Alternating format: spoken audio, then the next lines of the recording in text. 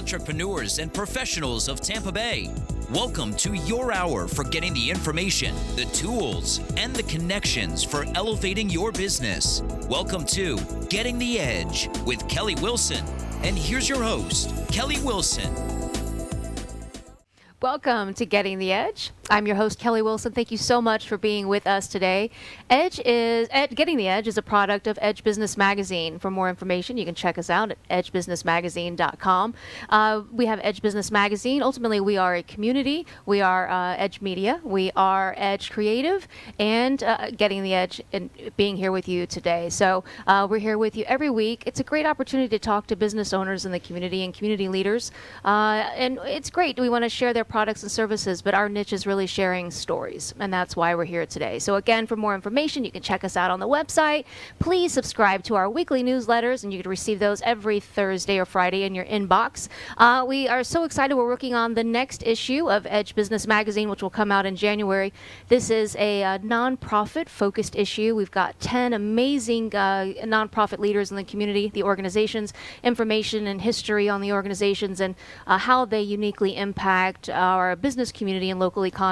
So look out for that coming really soon. And again, you can subscribe to the magazine from the website, and make sure you can have your own personal copy delivered right to your home or office. So if you missed our last copy of our last issue of the magazine, it was our first annual celebration of women, an amazing issue. You can actually check that out digitally online, or you can subscribe and get your own personal copy. So again, so excited. Thank you so much for watching us today. I know you have a million other shows you could be watching, so I appreciate you taking the time to be here with us for Getting the Edge. So we've got a great show planned today. Really excited to have on Erica DiAngelo with DiAngelo Law. So welcome. Thank you so much for being here.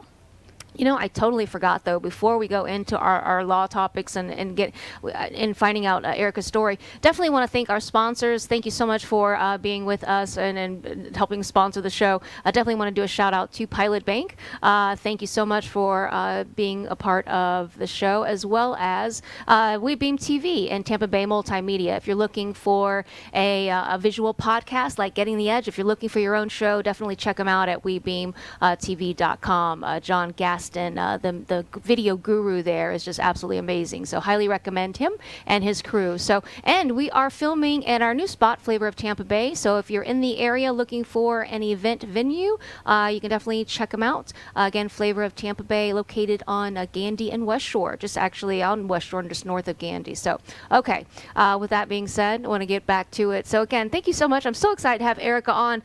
I'm so impressed with you and just your success thus far and everything that you've done in law, and being business owners, and it's just, you're so full of information. It's great to kind of have you close by and able to kind of reach out. And so again, thank you for being here. Thank you. And tell us a little bit about your law group. And it's interesting, you could have chosen to work for someone else, and I really admire the fact that you have taken it on. You wanted to own your own business. So why is that? Well, I didn't start out on my own. I started out working for somebody else, and it didn't work out. And I wasn't exactly sure what my next step was. At the time, I was still practicing family law and civil litigation, but an opportunity presented itself that I couldn't say no to. I'd always had an entrepreneurial spirit, and I wanted to go on my own eventually, but at the time, I was still in my first year of practice as a lawyer. So I ended up just taking the leap and giving it a shot, and that was over 4 years ago now. I was just going to ask, how many years has it been now? Yep. And so what is your specialty? Business law and trademarks. Okay. So there's so many, we had talked prior to the show just about all the different topics, and, we all know our things, and I don't know that at all. And in the community, you have a lot of questions that people ask. When should I, or just tell us a little bit about trademark law and when and if Yeah, I would say that trademark law is one of the areas of law that people really just don't understand. It's not something people talk about a lot. People don't know if they need it. They think it's only the major corporations like Nike or somebody that needs trademarks, but that's just simply not the case, especially in the environment we live in now where everything is virtual. Pretty much every company has an online presence that can reach around the world. So trademark is the protection of a name or a logo or some sort of identifying mark for a brand. Okay, so if you're starting a new business, let's say, that's the best time to go ahead and get a trademark search done. And a trademark search doesn't mean going on Google and looking if there's anyone else there. It doesn't mean going on to Sunbiz and seeing there's no other LLCs. That's honestly irrelevant. What it means is getting a comprehensive search done to see if there's other marks out there that aren't necessarily identical but even close. Because if you skip that part of the process and you start investing into your brand and getting name recognition, and you don't take the step to get a trademark, you're running yourself at risk to have to change your name. It could be now, it could be 5 years from now, it could be 10 years from now if you don't take that measure. And even if somebody else doesn't have the name today, if somebody went and filed for that trademark tomorrow, you'd be in a position where you have to change your name. Isn't there where if you've had it for so long, or you're kind of grandfathered into something, or that's just a myth? That's just a myth. That's another misconception, and it's unfortunate. A lot of people can get lucky, right? But you never know. Wow. I love on kind of your information, advancement of innovation nationwide. And I love that. Your mission is ultimately to help entrepreneurs grow and prosper and to focus on their own passions. I think that's one of the reasons when you and I met, we connected so well, because I think we're both very passionate about small business owners and helping them prosper in any way that we can. But, providing high quality legal service and education to help businesses and their brands reduce risk and increase value. I think that's key as well. So what are some of the different ways that you're able to do that? One of the ways, a lot of times I work with new businesses that are just getting started up. That's the best time to get yourself protected legally. Of course, it doesn't always happen, so I work with other businesses as well. But in the beginning, when you're hiring somebody to do your web design, for example, you want to make sure that you own your product, your IP, because if you don't have a contract there and there's no assignment, somebody can create this wonderful website or this wonderful app, but guess what? They own it, not you. Yeah, you have no idea how much over the years in my career I have invested in websites. And then, you could, and back years ago, they were even more expensive. So you could spend $10,000 on creating something that ultimately you didn't realize you don't own. Yep. And then as soon as you want to move or change or do anything, that's not an option. Or if you're in the tech industry and it becomes really successful, all of a sudden there can be this dispute where the person who created it says, well, I own it. I want more money. I want a piece of it. It's why agreements and contracts are so important in the beginning to understand. And unfortunately, I think we learn as we go, right? Trial and error. But somebody just starting out, they don't have that experience. Right. So they don't know. You just don't know what you don't know. Have been burned before. A lot of times people come to me and they say, I need XYZ, and then I'll talk to them, and it's like, no, you really probably need ABC instead. XYZ is great. But there's a reason why we all have our own niches and our own passions and expertise. You can't know it all. Right. So some of the other things, so trademark, you do consulting, intellectual property, new business formation, contract drafting, data and privacy consulting, licensing and compliance, and investor agreements. So what is your take on partnerships?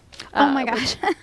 That's a good question. So if you're starting out in a partnership, I don't care if it's your best friend, I don't care if it's your uncle, like you really need to get it in writing and lay out who's responsible for what happens if you separate. You can't just leave it up to good faith, because think about all the time and money that you're investing into growing this business. And once it gets to a certain point, people change and people move on with their lives. So you need to address ahead of time how that looks. Well, it's like a marriage. For sure. And, everything's great in the beginning, right? You're happy today, but you have to plan, because you just don't know what's going to happen. When you're starting out, for those starting a business, what are the main things to look for? Or what's the most important things to make sure that we're doing? Legally speaking? Yes. I guess the two things that I would say, do not skimp on is one, the trademark search. Make sure that the name that you're picking and investing into is going to be yours. So is a trademark can be a name or just a logo? It can be either. Okay. If you have to pick one or the other, I always recommend protecting both, because with a name you might want to rebrand, but if you just get a logo, you're stuck with that logo. What are Right? typical costs associated? Because you always hear about trademarks and how I've heard it can be very expensive. What average like price range do they typically? So of course it depends on the situation, the circumstances, but a search you can get a good search and an opinion letter for as little as $500, and then the entire process would range between $1,100 and $3,000. Okay, because there's certain filings and different things, right? So there's probably standard cost, I would think, associated with those, right? Yeah, there's filing fees. I mean, it's a federal government organization. So, of course, there's filing fees. It takes about a year to get a trademark. So even if you do everything perfectly, it's just a waiting game. But yeah, so there's a $275 fee just to file per trademark and per category. They're called international classes. So if you have, let's say you have a podcast and you also create apparel for that podcast, two different categories, right? You want protection for the apparel and you want protection for the podcast. So $275 and $275. Okay. That's kind of how it works generally. Yeah. That's actually not, that's not so bad. I mean, I'm sure, Right. It's easier to have somebody do that for you, and then there's other costs associated, because I'm sure you can handle that. course. But yeah, that's a lot more reasonable than I. Right, and I mean it's going to save so much money in the long run. I mean it's real life. This isn't just some hypothetical thing that happens. It happens to people in our community. It happens every single day.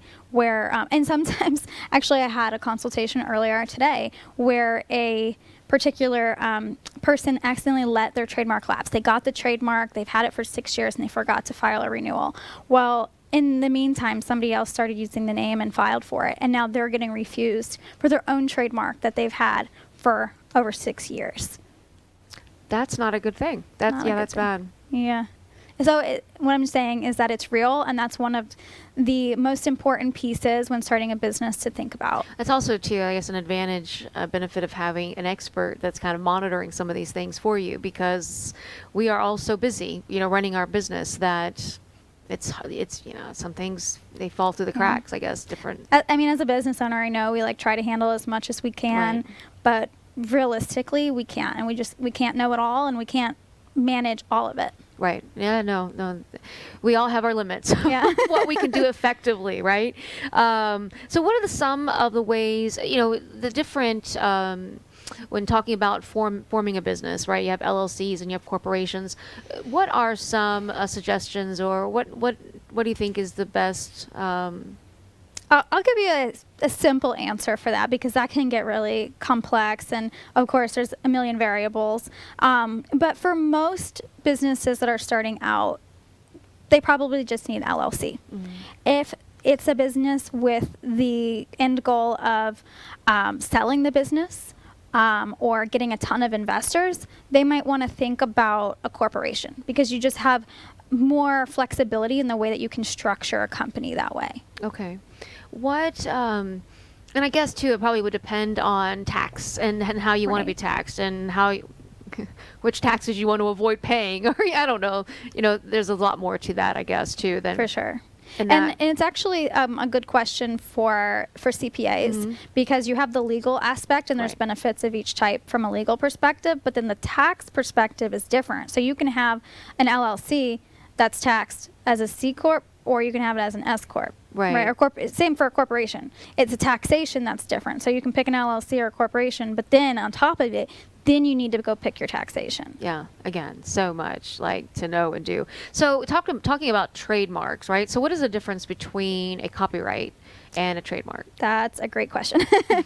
I'm learning. Okay. So copyright is anytime you put something in tangible form, so whether it's a painting, whether it's something that you write, a manuscript for a play, anything like that is something that can have copyright protection. And you automatically have some common law protection as soon as you create a work like that. But you want to get it in certain circumstances, you might want to actually get it registered, because that's the only way that you have rights to sue on it and enforce your copyright.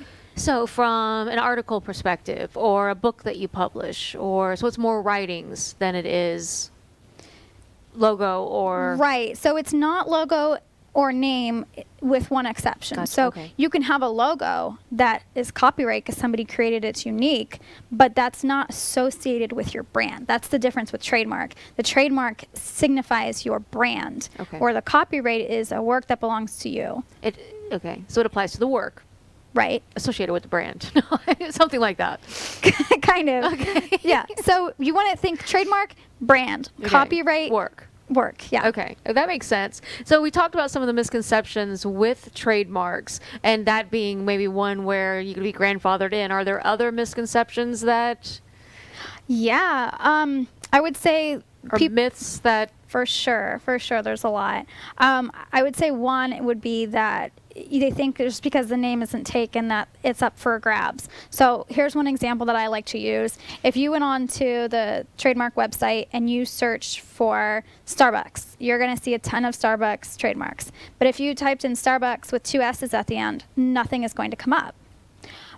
But that doesn't mean that you can go out and get Starbucks for coffee with 2 S's. right? So, I mean, it sounds like common sense, but if you apply that to a mark that isn't as well known, people think just because it's slightly different that you can have it. And that's not the case. Yeah, And- you would think it'd be common sense, but I guess not. And I mean, there's so many ways that you can search it. Like, there's infinite possibilities to reword things like buck star, hypothetically, or spelling it different or anything like that. There's a million ways that you can do it that it's almost impossible for a human to think of all the combinations, which is why getting a comprehensive search with software is so important, because that can give you infinite possibilities. So are all of those variations protected under that trademark?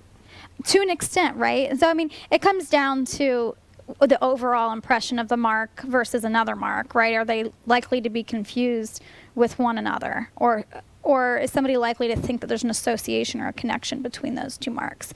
So the variation isn't necessarily protected, but it prevents other people from Right. getting something that's similar. The goal is to help make sure there's no consumer confusion. So we talked about different phrases, and we talked about and it's interesting, even creating T-shirts. Like if I remember at one point I was trying to create some T-shirts, and I just wanted slogan, like quotes on them, but there were copyright laws that I couldn't even create the T-shirt with the slogans on it. I'm sure there's a way around that, doing that. I don't know, because I mean, I was even quoting who said it, but trying to do it digitally online, like through a service, like it was kicking it back. It wouldn't let me Right. do it. Right, yeah, you can't use something that's copyrighted for your own benefit, like your own financial benefit. So that's why you couldn't do that. A lot of times people come up with clever catchphrases or topics that are trending, and they want to like take this catchy phrase and put it on a T-shirt, but that's not trademarkable. And it's not that you can't trademark that same word in a different context, but you can't just put it on a shirt and think that that indicates your brand. And that's what a trademark is about, your brand. So if you have a design that covers the whole front of your shirt, they're going to say that's not a trademark, that's a design.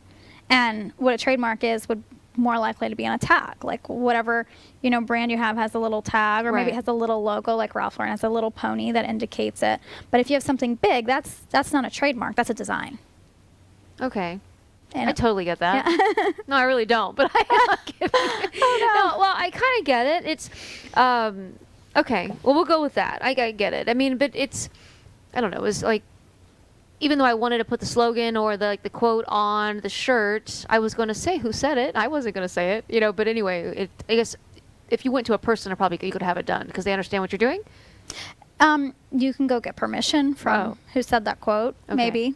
Okay. I could reach out to Henry Ford, Yeah. right? And reach out and ask if I could use some of his quotes on the shirts. That's funny. Okay. Let's talk about obviously the legal world has changed so much Yeah. over the years. So what are some of the biggest ways that you've seen it change? I mean, just in the last, time since you've been in the legal world. Well, I think that it's been gradual, but you can even see in the past 5 years or so the movement from the way that people are making money in their own businesses. It's I mean, some businesses are still very product based and have like tangible physical assets, but now more than ever, businesses are making money through their intellectual property, right? Like we're doing this show right now.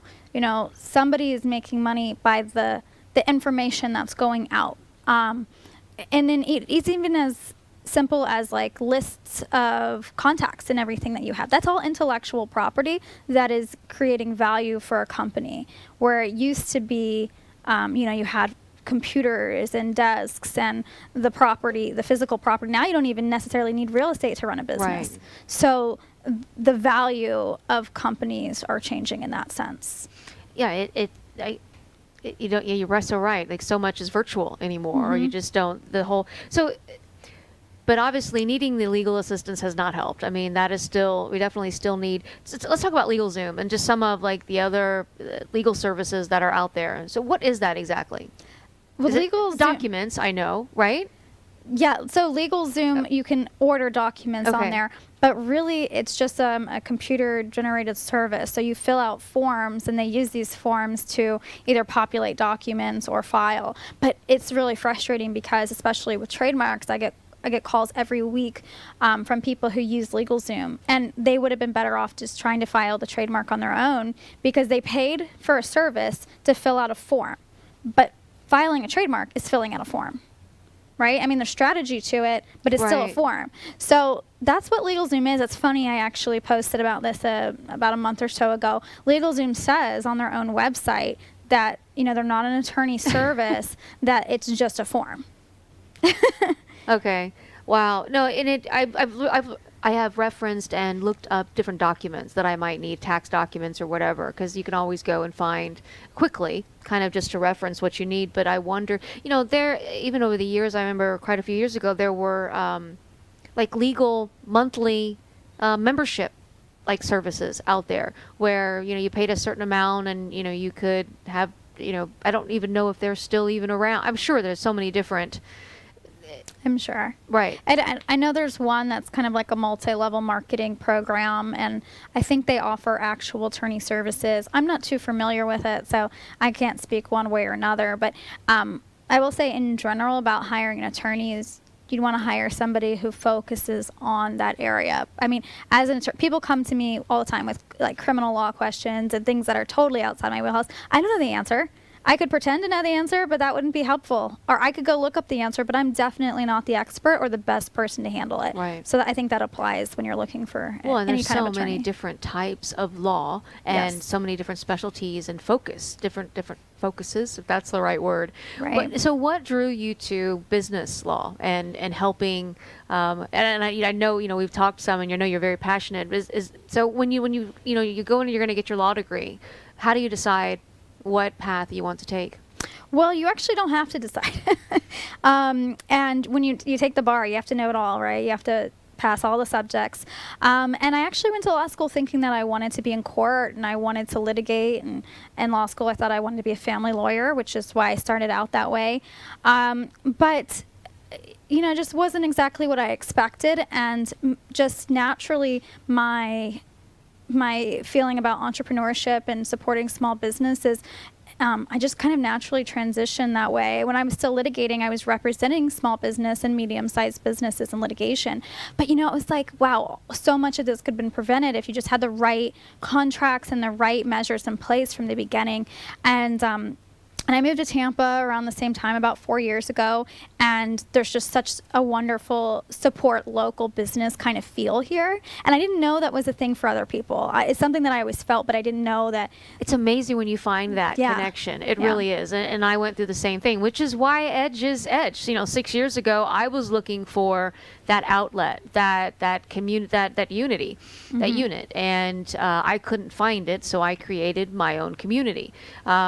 And that's kind of where Edge was evolved into. I mean, Edge is ultimately a community. The show being here today and us talking and educating the community and even the magazine, all of it, they're products of the community, but ultimately it's about, I joke, crazy people like me that want more. They want, and they want to give back. They have more to give and more to offer and more to say and more to do.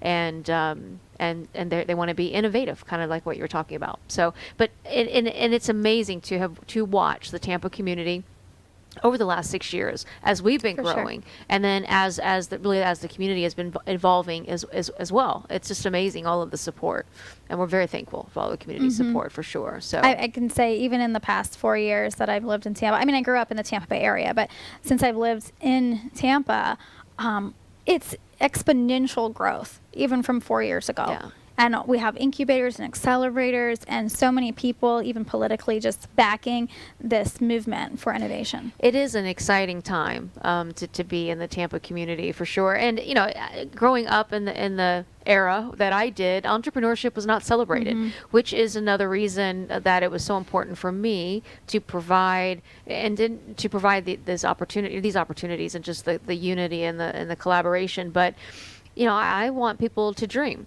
And that's really my thing. And I'm kind of thankful that my mom, for so many years growing up, told me not to. And I know she was just protecting me, actually, because back then you weren't supposed to be innovative. Society didn't necessarily accept innovation, and, you were supposed to be conforming. And to be anything aside from that was not accepted. So it's just great to see how things have shifted, and to feel. There's a quote, I always mess up all the quotes. I think was it Albert Einstein that said, if a fish tried to climb a tree his entire life, like, he'd live his whole life feeling like he was an idiot. See, I'm terrible at these. But if you put him in water, he flourishes, in a sense. Totally not the right. But anyway, you can look it up. It makes sense. Yeah, it does. Okay, so let's talk about law a little bit more, and then I want to go back into just some of, where you were from, and again, kind of your experiences thus far, owning your own business and working, and just kind of what we have to look forward to as you continue growing your practice. Let's talk about Amazon. So some of the Amazon shops and different things that are going on with that. That is a big, e-commerce site, and people are selling. And tell us a little bit, like, what are your thoughts on Amazon and just how? It's actually a good time that you brought that up, because in the world that we live in now, where entrepreneurship is more celebrated and encouraged, and we have more ability to do so many things with the internet, Amazon is one of the major ways that people are trying to create their own income and business. And that's by creating a store on Amazon and selling their products, whether it's their own products or other products that they're selling on behalf of somebody. But Amazon has a duty to kind of protect the consumers as well. It's in their own interest. And what Amazon has done is they've created a brand registry. And the brand registry is for sellers, but sellers can't get on there until they have a trademark. And this is to protect copycats, right? They don't want a bunch of copycats confusing the consumers and what they're buying. So I think that it's really cool that really pretty much anybody can get on and create their own business and use Amazon as the platform. But it's also great that Amazon is taking the responsibility of protecting consumers as well. That's interesting. So I did not know that. So in order to sell on Amazon, you have to have your own, you have to be trademarked? Well, you can sell on Amazon, but you get a whole set of better benefits and more things that you can do once you get on the brand registry.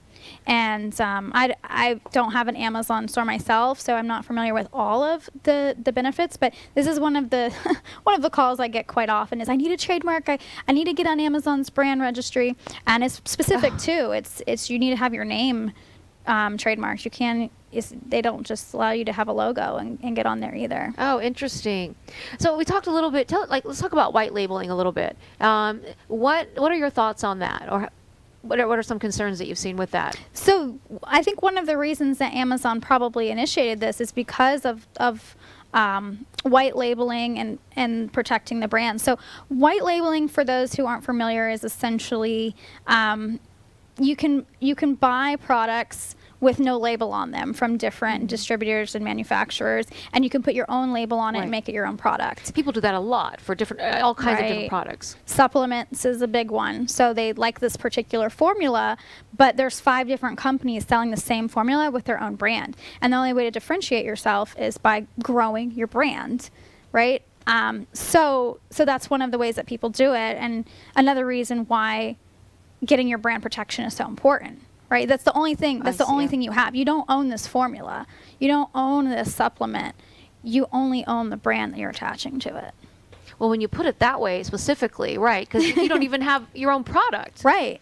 But that's the case with so many businesses today. It's not just white labeling. It's like we talked about earlier, you just own your intellectual property. That's really the only asset that so many companies own these days, and that's why you have to protect it. I guess that it provides the opportunity of so many more people to own businesses, but at the same time, yeah, you don't. That's interesting. I've never thought of it from that perspective.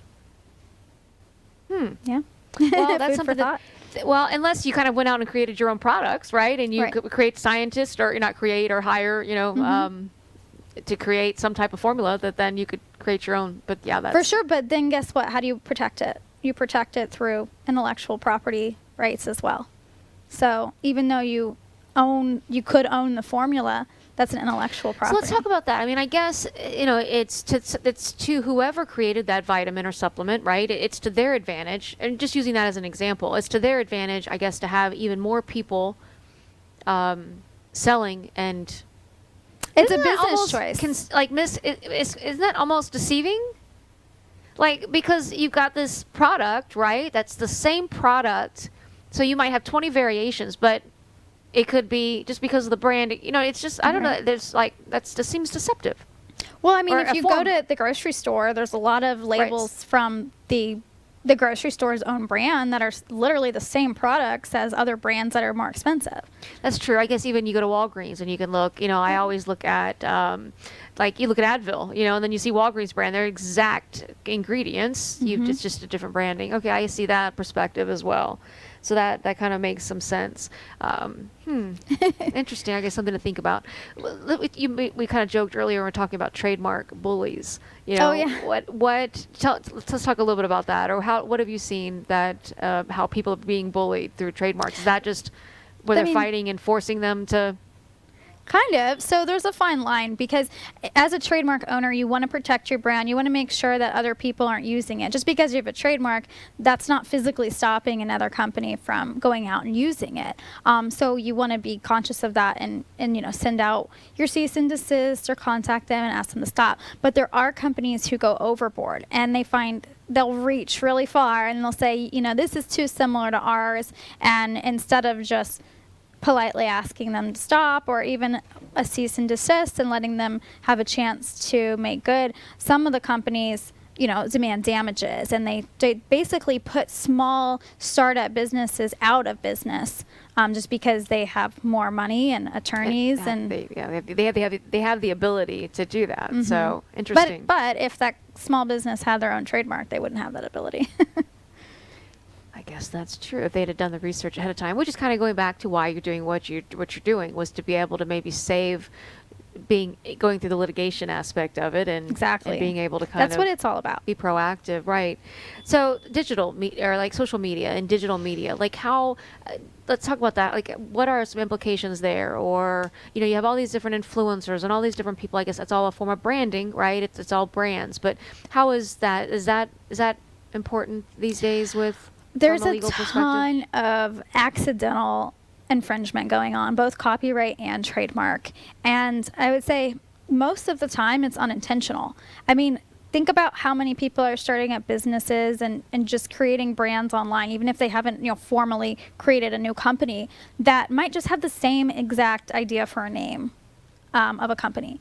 Well, there's going to be people with the same social media handles, right? And one company is going to want to put the other one out and say, this is our social media, this is our brand. But without trademarks, you don't really have a leg to stand on. And the other thing is, people like not even if you can look back and see who's been there longer. That doesn't matter. Generally, no. I mean, the social media websites have kind of the authority there, but generally speaking, their rules all are about well, show us the trademark and you can get your site, your handle back, kind of thing. Gotcha. The other thing is a lot of accidental copyright infringement. So people like pull cute little quotes, like you were mentioning, and they like to post them. Or worse, they take pictures, especially with Pinterest. People are posting pictures all the time. And there's some language in there for Pinterest to, say it's not our fault. But people are doing it. It doesn't make it okay. In fact, I have a friend who, she had a really cute nanny for her son. I'm not nanny, excuse me. Nursery. Nursery for her son. A really cute nanny. Cute nanny. That's funny. Okay, go ahead. Really cute nursery for her son, and she won a contest, and so it was like posted all over the internet and shared a million times, to the point where major companies were using her photo that she created and took herself. And you can't. The thing about copyright is that you can't enforce it until you get actual registered copyright. So unless you want to go through the process, there's not much you can do. But as the other person who's like sharing all these photos, it's like maybe you should think about that before you just start sharing photos where you have no idea where they came from. Yeah, well, and everybody just puts everything out there. I know. Right? It's true. And you can duplicate profiles and sites. And I mean, are there any legal ramifications? Well, I mean, I would say there's a way to avoid doing that. You can go on to different websites that explain to you how you can use it, and pull these, I guess, stock images and things like that. Or there's Canva. I'm sure you're familiar with Canva, right, where you can kind of create cute little Instagram posts, and you know that you have the rights to do this. But if you just like go on a random Google search and like, ooh, I like this one, and you don't look into where it came from, you're just putting yourself at risk. Yeah. And there could be actual legal ramifications if somebody decided to pursue it. Interesting. Well, again, there's like so much to know, and it's really hard to know all of it. I know we have your website and information. I mean, I highly recommend if anybody has questions to reach out and ask, because you just don't know from the legal side of things. Is there anything that we've left out and that we want to make sure we touch on, or that? Well, every business is a little bit different, of course. They all have kind of their own set of needs. I would say be careful with your data protection rights. So when you're online and you have people who enter their email address and sometimes even more sensitive information, you have a duty in how you handle that information. And it varies depending on who's using your website and a number of things, but it's something that you should probably ask your web designer. Are they even familiar with GDPR and the new California privacy laws, and they know about ADA compliance? Wow, so much to know. And what about even domain? I think a lot of times, people have purchased domains, or people purchase them for them. They're unsure of who even owns the domain. Oh my gosh, that's such a good point. So this actually happened to a client of mine recently.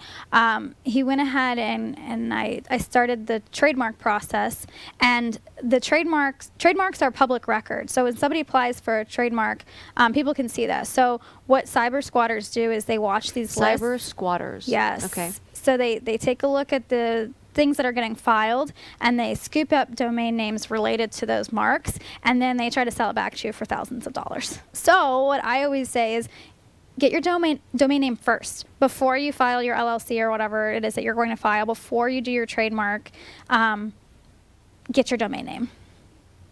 And so, I know there's quite a few business owners that are probably watching that are years into their business that probably are not trademarked, but it's never too late, right? I mean, you can. Well, it can be.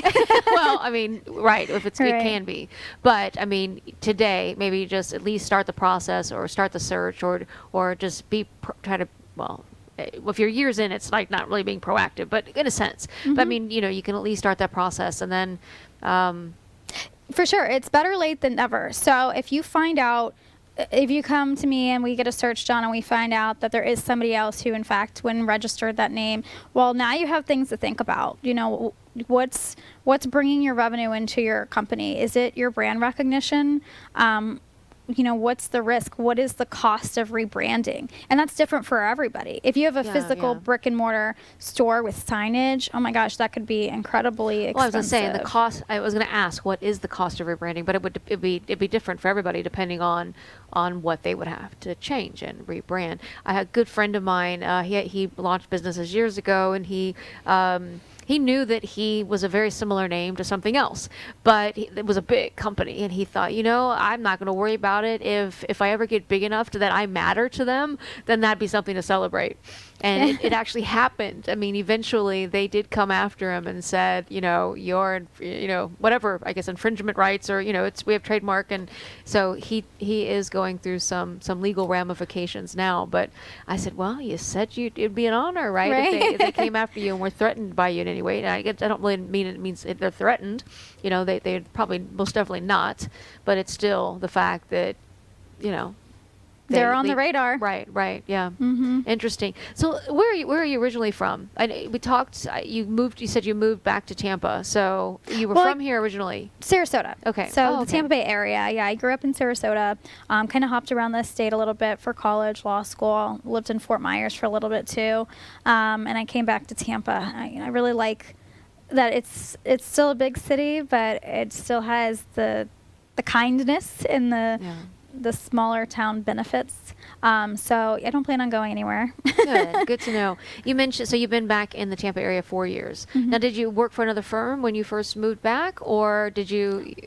No, I started my firm virtually. And I was still living in Fort Myers, and which is another kind of unheard of thing, 5-6 years ago, having a virtual law practice. People still, how does that work? Well, I have a place, an office where I can meet clients, but representing entrepreneurs, a lot of entrepreneurs don't want the burden of coming in and seeing me and going through this whole runaround. So it's great that we have the technology where we can just work virtually with a Zoom, email, phone call, whatever it is, But I did start that virtually down in Fort Myers. And at the time, like I said, I was still litigating. So I was just traveling around the state a lot, going to court. But once I moved to Tampa, that's kind of when that transition happened that we talked about.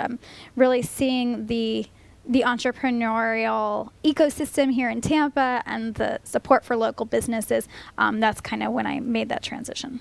And so you do have a physical office so are you, where are you located? Channel Side. Oh, okay. And it's a great area too. And a lot of innovation definitely around. Oh my goodness. So much construction, and it's going to be really exciting. But I drive down there almost every day probably, and that construction's driving me crazy. Yeah. If I don't have to drive out of there, it's great. Right. If you can just stay. Yeah. Right. It is great. There's so much foot traffic now, and it's just, anyway, yeah, it's really, especially with adding the new Starbucks. Yes. With one S. Yes. So where do you see yourself, like, in the next 5 to 10 years? What are some of your aspirations? Well, I definitely want to keep the law firm virtual. So as we grow and we're growing, we're hiring another full-time person right now. I still want it to be set up so that we can help entrepreneurs nationwide and even all over the world. And I mentioned that earlier. That's one of the great parts about trademarks, is that it's federal protection, and there's international protections as well. But if you're a business in Florida and there's a similar business in Oregon, trademark law is relevant regardless. So that way I can help clients all over the country, all over the world, and even as we grow, we can just set everything up to work for entrepreneurs, so they can just hop on. It doesn't matter what time zone you're in.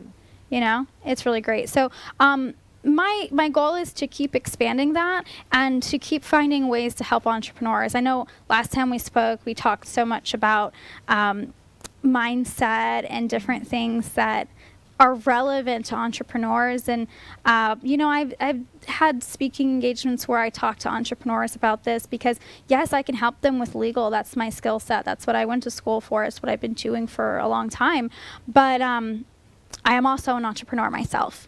So I've learned a lot of the mindset tips and everything along the way, and I love talking about that. Well, I mean, it is difficult. It's trying to get your business going, and as we've talked about, I mean, it is, and that's why the unity and being around other people that are going through something similar is so important as well. So what has worked for you? As far as keeping your mindset where it needs to be and staying positive and continuously moving forward. Oh gosh, it's such a work in progress every day. And Kelly, I love that you have a community. And I didn't really understand why community was so important at first because I'm a very independent person. Like, yeah, I got this. Most of us are. Yeah. And that, I think, is what is so key to all of it as well. Most of us are. Mm-hmm. But it can also feel very lonely. And like you're the only one going through this, Yeah. or maybe you're just not cut out for it. But as soon as you get around other entrepreneurs and you start having these conversations, you realize that you're not alone. This is normal. There are ways to get past it, let it go, different things like that. I'm always trying different strategies, and it seems to be a theme, like if you ask me right now, like what was, one major tip for new entrepreneurs, I'd probably tell you one thing, but if you ask me a month from now, I'll probably tell you something else because it's constantly evolving. And sometimes you revisit those issues, but just knowing it's part of the process, I think is super valuable. Oh, absolutely. And it's interesting when I first, I sold, I was in real estate for many years and then did really well, but I always felt like something was missing. I was off path somewhere. So as the market changed, it pushed me into a different path, which is, sometimes we go through very hard times to get us, maybe, we wouldn't have taken the step otherwise. So sometimes we're pushed and sometimes just let it happen and just go with it. But it felt like I was always trying to explain to my family why I felt so strongly about being innovative and why I always had these ideas. And I was almost most of the time coming up with excuses of why, I was dealing with this. So as I started a magazine I did years ago, and that was really my first. At that point, I was reaching out to business owners for advertising, and that was the first time I started meeting crazy people like me that had this. They were just like me, and I remember reaching out and wanting to call my mom and thinking I found out what's wrong with me. I found not necessarily a diagnosis, but maybe it is. But I'm an entrepreneur, and now I know. It still didn't really settle very well with my family. They're like, "You're a what?" But it was wonderful to finally have that light bulb kind of come on and realize I'm okay. And it goes back to the whole fish quote that I totally messed up earlier in the show about, when you finally realize who you are and what you are and why you are the way you are, Sure. yeah, it's it's a very calming effect. And then I think you can really start to flourish and prosper in your own skin and in that space. I think that's so true, and that's one of the reasons that I love helping entrepreneurs. It's like, yes, you can do that. You just need to take these steps. I'll help you here. Right. So you can go ahead and you can do what you want because it is possible, and you're not necessarily crazy. You could be crazy, but Well, I always joke, you have to be a little crazy to have your own, and I say that very fun.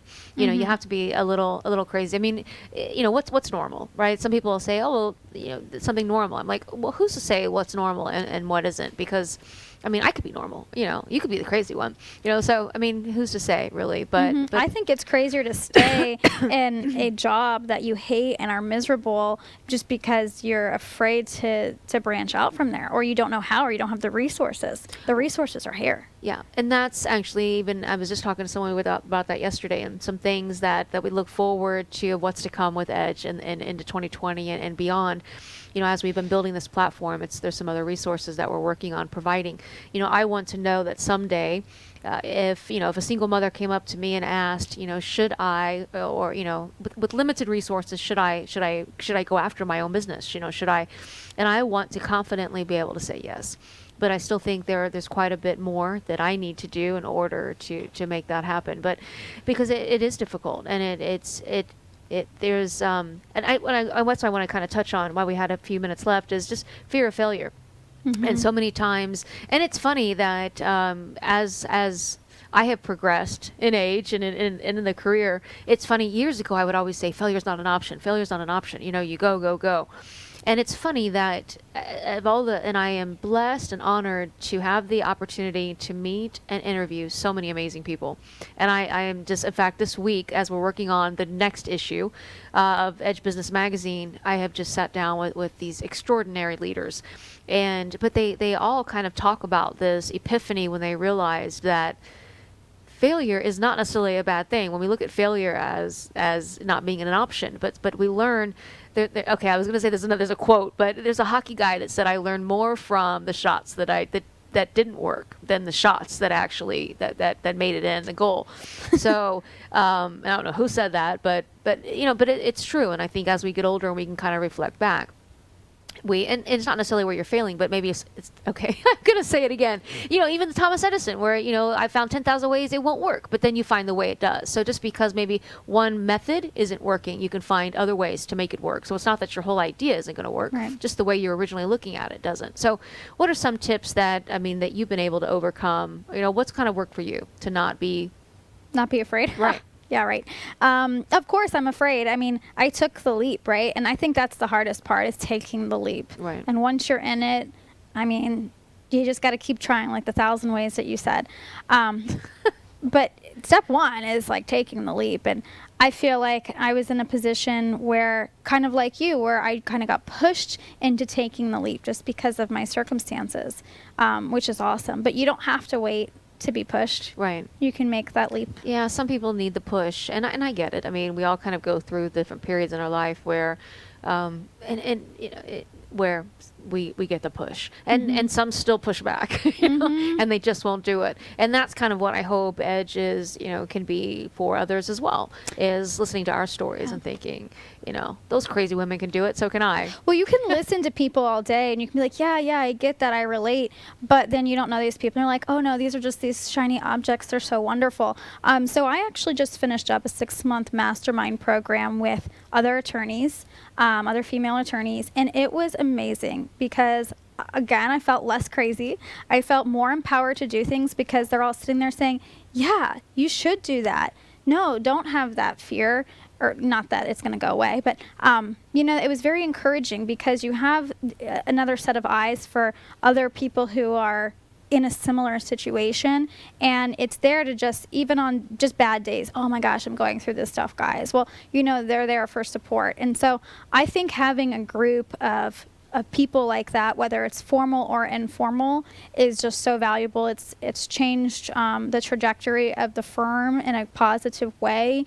It's helped me have more confidence in myself, and I think that anybody can benefit from a mastermind type of program where you have other like-minded people. Well, and it goes back to, even if you are more independent, still having that camaraderie in a sense where you have these like-minded people that can. We all need cheerleaders, or somebody to say, or I've been there and I've been through it. And we'd all like to have mentors, right? But not all of us do, and not all of us have. And, so looking, whether it's Edge and becoming a part of that, or mastermind groups, or just getting involved somewhere, being a part of something, I think can help. And whether you're a small business starting out or years into, and especially one of our main targets is really businesses that are going through that growth stage, that are in, year 3, 4, 5, and just really trying to figure things out. And because, there's different plateaus and different hills and different cliffs we climb. And pivoting. And right. Well, being able to pivot when needed and being adaptable to change at any moment. And, obviously looking at future trends and what's going on and staying relevant. And of course, on top of all of that, keeping track of all of the necessary, what's expiring and what trademark is going to expire and what, all these different things that we need to know, which is, again, why it's great to have a great group of people. Yeah, I think that's just kind of part of investing into your business, is you need to invest your time and sometimes money into finding these groups of people and not necessarily collaborating, but being in that community with them. So what if, like, looking at what you've learned now and going back even from when you finished college, like, what advice would you give your, that 10-year ago self? Oh my gosh. Well, so I will say that I do come from a long line of entrepreneurs. Although I wasn't taught to be an entrepreneur, I was taught go to college, get a good job, work hard.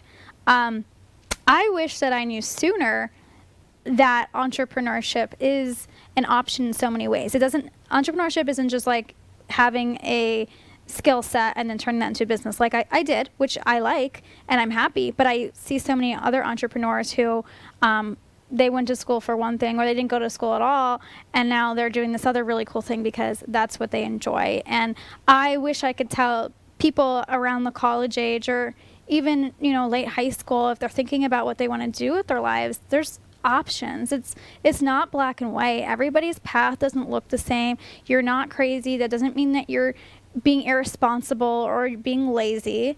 It means that there are just more than one way to skin a cat.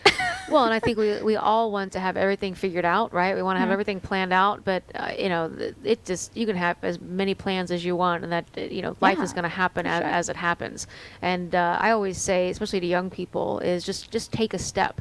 That step, you never know what that is going to lead to, or who you will meet, or just and it just goes from there. And I look back on my life, all the people that I've interviewed, and it's the same thing. It's them taking a step and doing something. They had no idea where that was going to lead them, but because of that, this happened. Because of that, this happened, and it's like a domino effect of exactly them being where they are today. For sure. I agree with that. One step at a time. Like I said, I didn't go to law school to be a trademark attorney, but one step led to another, which led me to where I am now. And I have found the spot that makes me happy. And I found my way to help the people that I want to help with the skill set that I got. I mean, if I knew out of the gate of college, my goal, my passion is to help entrepreneurs. Well, I might not have gone to law school, because there's so many ways that you can do that. But because I took this path, this is how I get to help entrepreneurs. And that's amazing too. Yeah, and it's wonderful to have that niche too, and really be specific on what, and you know what you want. You're able to do other things. But like you said, there's other people for different things, and wow, you're so enlightening. I think that's a great word. But and just like a breath of fresh air, kind of. It's great to talk with you. So thank you so much for being with us today and educating us on trademarks and copyrights and just all of the information that we need to know as business owners. So definitely highly recommend reaching out to and checking out your website and just being educated and people finding out what we need to know, because there is so much, and it can be a lot of legal ramifications if not, and it can cost us more money later. I know that. So again, thank you so much. Wow, yeah. So in the meantime, please check out edgebusinessmagazine.com. The shows go so fast, don't they? It's like amazing before you know it, they're over. Check out edgebusinessmagazine.com. You can make sure to subscribe to our weekly newsletters right from our website. You can subscribe to the magazine and definitely have your own personal printed copy delivered to your home or office. So again, happy to be here with you each and every week sharing stories. So thank you again. We'll check you out next week. And until then, never stop dreaming. Thank you.